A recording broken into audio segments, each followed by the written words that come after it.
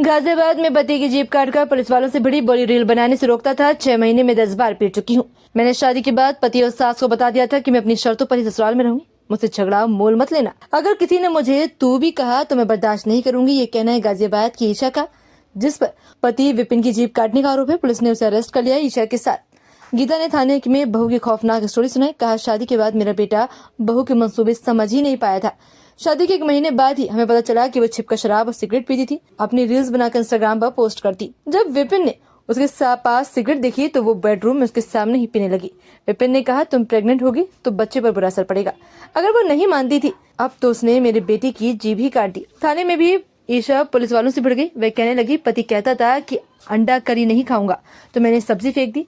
फिर वो डांटता रहा। गुस्से में मैंने जीभ ही काट दी।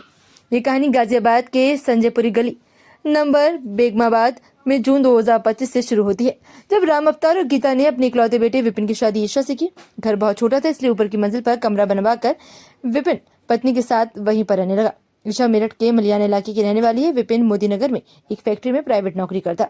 सुबह रात को ईशा ने अपने और पत्नी के अंडा करी बनाई थी। 8 बजे विपिन घर वापस लौटा तो पत्नी ने कहा, मैं रोज रोज अंडे नहीं खा सकती। ईशा ने कहा, फिर उसने अपने और मेरे लिए चिकन ऑर्डर कर दिया। ये कहते हुए उसने पलंग के नीचे से शराब की बोतल निकाली और विपिन इस बात को लेकर गुस्सा हो गया।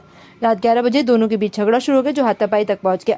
2 घंटे चले इस झगड़े में ईशा ने रात 1 बजे विपिन को कई थप्पड़ मारे। विपिन ने बीच बचाव किया तो प्यार करने के बहाने ईशा ने विपिन की जीभ अपने दांतों में बीच में पकड़ ली और तेजी से काट दी।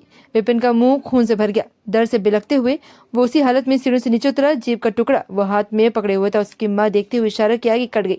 माँ को यही लगा कि उसकी पत्नी ईशा ने चाकू से जीभ काट दी। जब मोहल्ले और महिलाएं इकट्ठा हो गई तो उन्होंने ईशा की पिटाई कर दी। तब उसने बताया कि चाकू नहीं, मैंने अपने दांतों से ये जीभ काट दी है।